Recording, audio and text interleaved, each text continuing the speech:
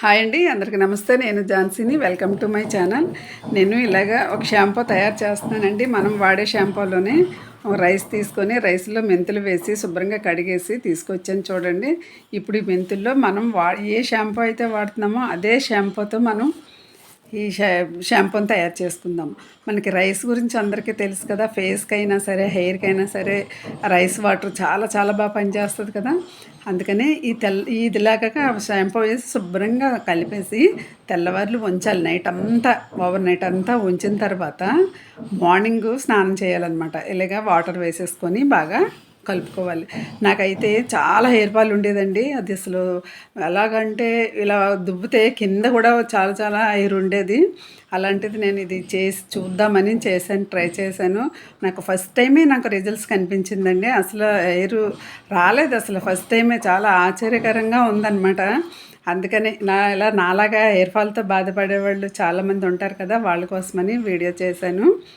ఇలా మొత్తం కలిపేసుకొని ప్లేట్ మూత పెట్టేసుకొని నైట్ అంతా ఉంచేద్దాం అంతే. ఇలాగ మార్నింగ్ చూడండి మొత్తం చాలా చాలా బాగా నానిపోయి ఇంక అందులో వాటర్ అంతా మనకి షాంపూలో కలిసిపోయింది. మనం ఇదే స్టేజ్లో మామూలుగా అయితే షాంపూ కాకుండా కుంకుడుకాయ జ్యూస్లోనైనా సరే మనం ఇలా కలుపుకోవచ్చు అనమాట. మెంతులు కూడా చక్కగా ఉబ్బాయి అనమాట. ఇప్పుడు ఇది ఏం చేయాలంటే ఒక గ్లాస్లోకి నేను వడకట్టేసుకుంటున్నాను. చూడండి ఎంత జిగురుగా ఉందో. అసలు మెంతులు కూడా జిగురు కదా. షాంపూ అంతా కూడా చక్కగా పట్టిందనమాట. హెయిర్ అంతా చాలా సిల్కీగా ఉందన్నమాట. చాలా ఆశ్చర్యకరంగా ఉంది. ట్రై చేయండి మీరు కూడా. ఇలా వాటర్ అంతా గ్లాసులోకి వడకట్టేస్తున్నాను. ఇలా వడకట్టేసుకోవాలి. చాలా బాగా పనిచేస్తుంది. మీరు అశ్రద్ధ చేయకుండా ఇలా చేయండి. ఇంక ఈ రైస్ ఇంకా దేనికి యూజ్ కాదు.